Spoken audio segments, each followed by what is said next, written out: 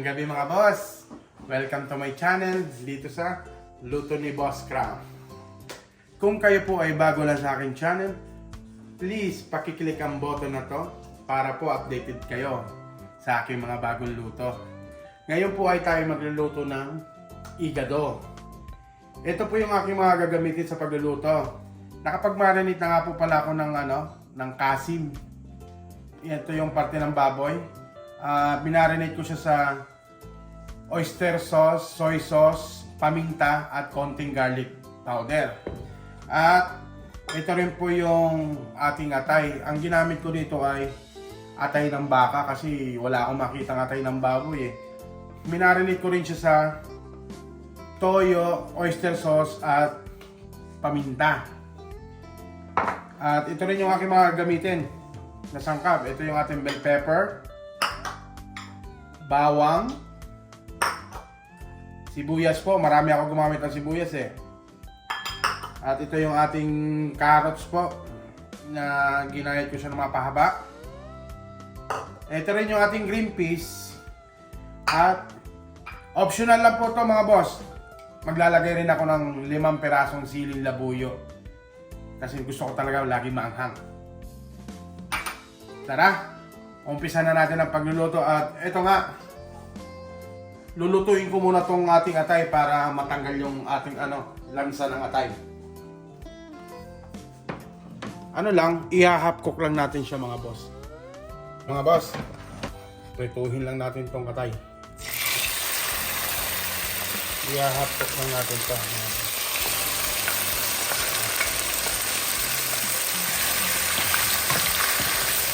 Mabilis lang maluto ito eh.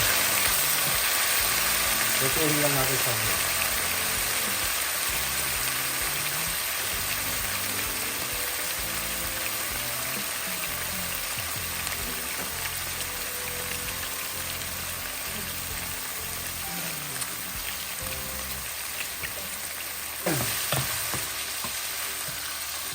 Ihahango ko na. Ayan mga boss, umpisa na natin ang paggigisa. Ito, bawang.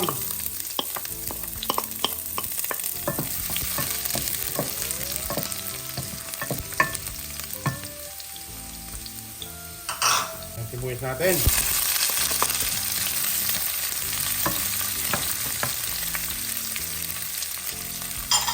Ito nga yung ating sili. Optional lang po ito mga boss ha.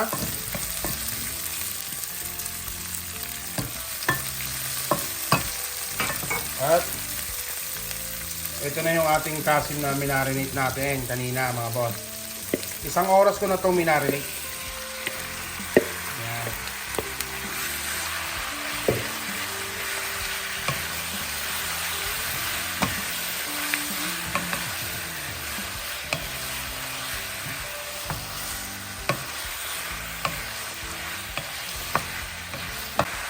Yan mga boss. Takpan muna natin, tapos balikan natin ng maya-maya.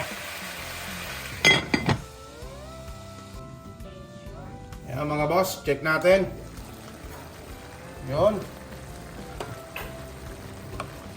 Hindi pa ako naglalagay ng tubig dito mga boss. Ito yung tubig ng tubig ng mga ng karne. Yan. Bango. Dadagdagan ko lang siya uli ng konting toyo lang mga boss para mas maganda kasi pagka medyo dark yung kulay. Ayan, konting-konti lang. Ayan. At dadagdagan ko rin siya ng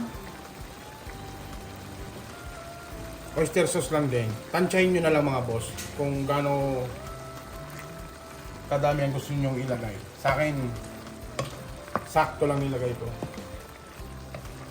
Ayan. Naku po. Ang bango na naman. Ayan mga boss. At maglalagay rin ako ng isang 4 cubes.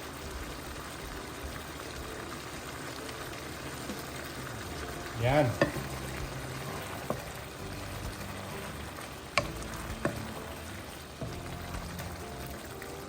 Ayan, kita nyo mga boss. Hinahalo-halo ko lang. Maglalagay rin po pala ako ng ng ating laurel, mga boss. Yan.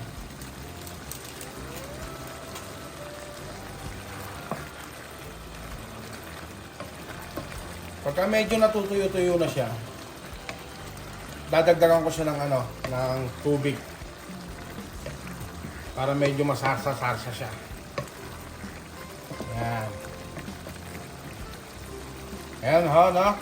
At lalagyan ko rin siya ng ating konting bechin lang, mga boss, syempre. Konti lang. Ayan. Ngayon, takpan muna uli natin at balikan natin siya ng mga 5 to 10 minutes. Yan mga boss, check natin. Ayun. Ganda ng itsura. Maglalagay rin nga po pala ako ng half teaspoon lang na asukal para medyo may konti lang na tayo.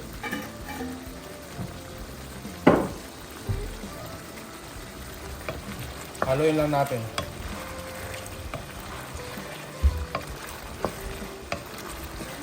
Yan. Tapos ngayon, maglalagay lang ako ng konting natin. Konting tubig lang. Yan. Konti lang. Ganyan lang.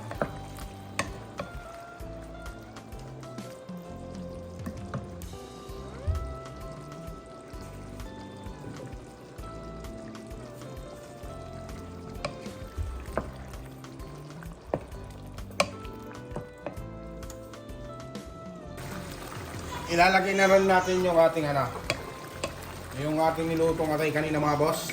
Yan.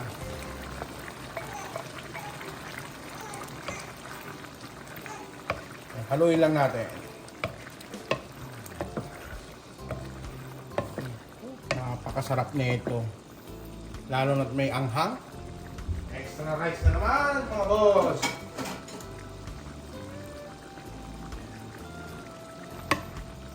Isusunod ko na rin yung ating mga boss, carrots.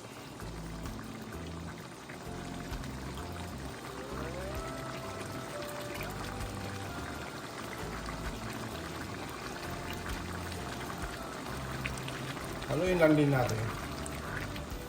Kasi itong carrots na to, half cook lang to eh. Luto na rin naman natin yung karning baboy, so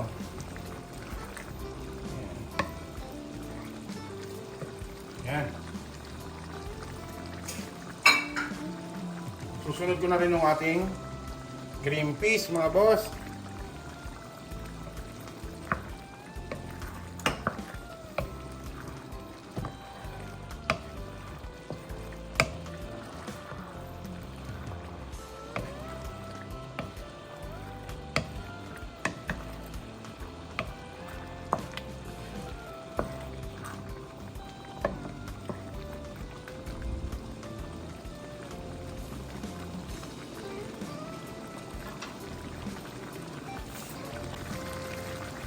Lagyan na rin natin bell pepper. Ayan.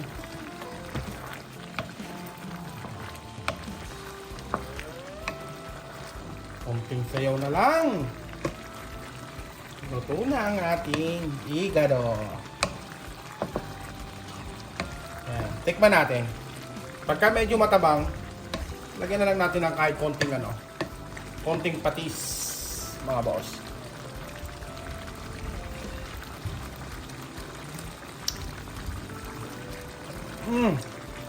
Sarap. Masarap na, mga boss. So tama na yung timpla. Ngayon, para lumapot siya, maglalagay ako ng cornstarch, mga boss. Isang kutsarita lang to, mga boss. Depende sa inyo kung gaano kalapot sa inyo gusto nyong gawin. Sa akin, tatansyahin ko lang muna. Ayan. Hindi ko muna siya ubusin. Yan, kalahati lang muna. Pag kulang pa sa lapot, edi, dagdagan natin.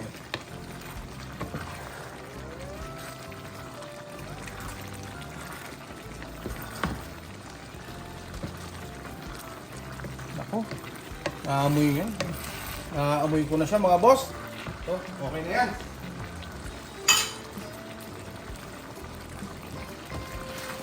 Yung amoy ng mga rekado nating nilagay mga boss, yung aroma. Napakabango. Extra rice na naman tayo ngayon. Yan mga boss, ready na tayo for plating. Luto na siya.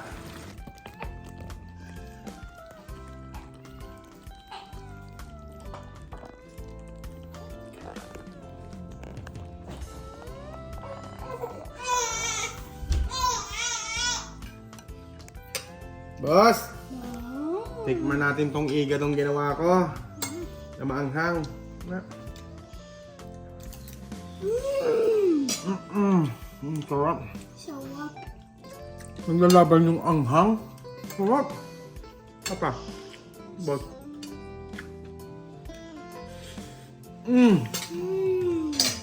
Like and subscribe.